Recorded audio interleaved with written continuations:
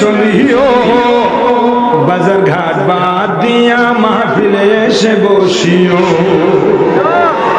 দোকান পাট বাদ দিয়া জান্নাতের বাগানে এসে বসিও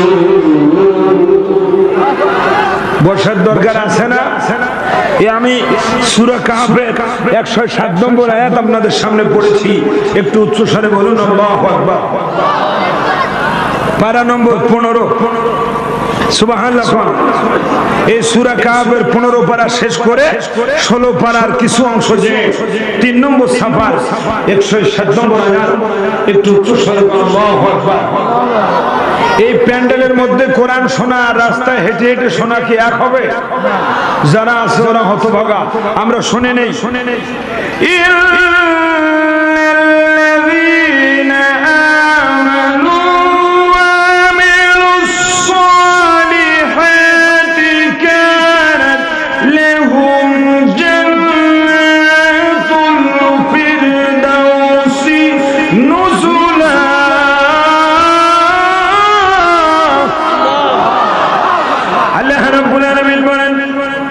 নিশ্চয়ই যারা ঈমান আনলো আর যারা নেক আমল করলো নেক আমল মানে মারামারি নয় কাটাকাটি নয় নেক আমল মানে সন্ত্রাসী নয় চাঁদাবাজি নয় বোমাবাজি নয় নেক আমল মানে মা বাবার কষ্ট দেওয়া নয় বেনামাজি নয় বেরোজগারি নয়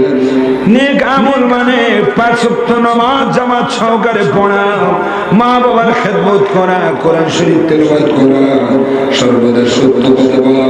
সৎ কাজের আদেশ দেওয়া অসৎ কাজ থেকে নিষেধ করা এভাবে আল্লাহ এবং রাসূল যে কাজগুলো পছন্দ করেন আল্লাহর হাবিব মা আতাকুমুর রাসূল ফাখুযুহু যেগুলো আল্লাহর পক্ষ থেকে আল্লাহর হাবিব নিয়ে এসেছেন সেগুলো আঁকড়ে ধরে না ভুলে কামল উচ্চ স্বরে সুবহানাল্লাহ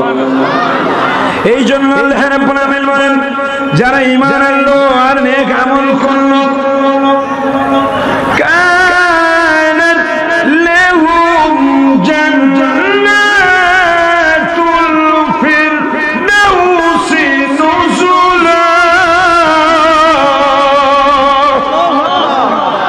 তাদের জন্যই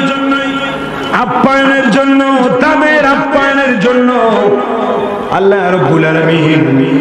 জান্নাতুল ফিরদাউস কে বাজেট করেছে আপ্যায়নের জন্য জান্নাতে আসবে আমার বান্দা জীবনে সুদ খাইলো না